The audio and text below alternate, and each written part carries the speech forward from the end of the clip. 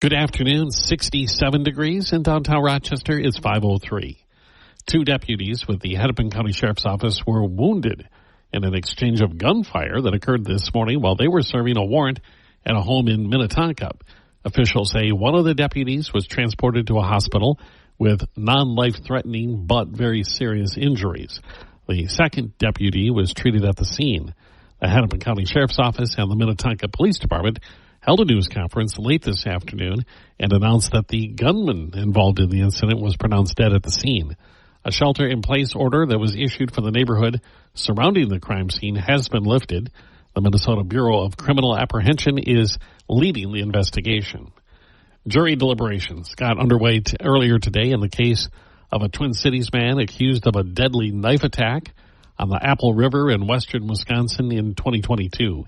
54-year-old Nikolai Miu of Prior Lake faces murder, attempted murder, and assault charges for allegedly fatally stabbing a Stillwater teenager and wounding several other people during an altercation. Miu, who testified yesterday, claims he was acting in self-defense. A Rochester man has been sentenced to 12 and a half years in prison for sexually assaulting and impregnating a teenage girl. 38-year-old Raphael Steele entered a guilty plea to a first-degree criminal sexual conduct charge in early January. The charges against Steele say the girl was 14 years old when she became pregnant. She initially told investigators that an unidentified teenage boy was the father, but later offered police, quoting, another inconsistent hypothesis for the origin of the pregnancy. Court records say Steele was identified as the father through DNA testing.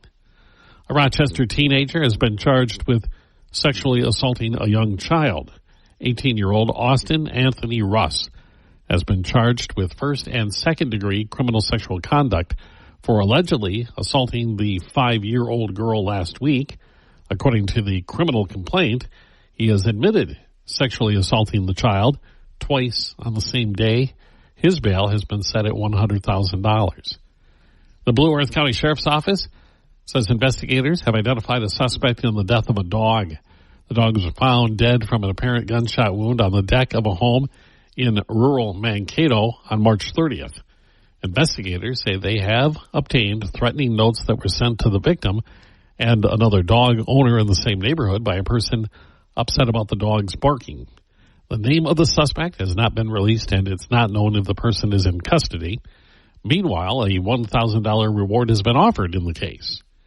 And the Minnesota Department of Corrections is confirming that it has implemented temporary lockdowns at the state prison in Faribault due to staffing shortages.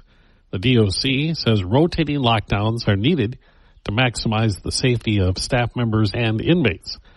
The prison would need to hire more than 40 correctional officers to be fully staffed. And the Minnesota Twins defeated the LA Dodgers 3-2 this afternoon to salvage the series finale at Target Field. Eddie Julien hit 2 home runs, and Carlos Correa added a pair of hits in the Twins' first home win of the season. The Twins will be in Detroit to face the Tigers in an afternoon game tomorrow. For more local news and sports, go to KROCnews.com. Tonight should be partly cloudy with a low in the mid-40s. Mainly cloudy tomorrow, chance of scattered showers, and a high in the mid-50s. There's going to be a brisk northwest wind. A low tomorrow night, about 40 with a chance of rain in the evening. We'll still have that wind from the northwest. Friday, becoming sunny, a northwest breeze, and a high of 57. Then we get to Saturday. Sunshine, south winds, a high of 72, sunny and 75 on Sunday. Monday, sunny with a high in the low 70s, possibility of scattered showers. And then we could see showers and thunderstorms Tuesday with a high in the mid-60s. Right now, downtown Rochester, it's... Without the ones like you, who work tirelessly to keep things running, everything would suddenly stop. Hospitals, factories, schools, and power plants, they all depend on you.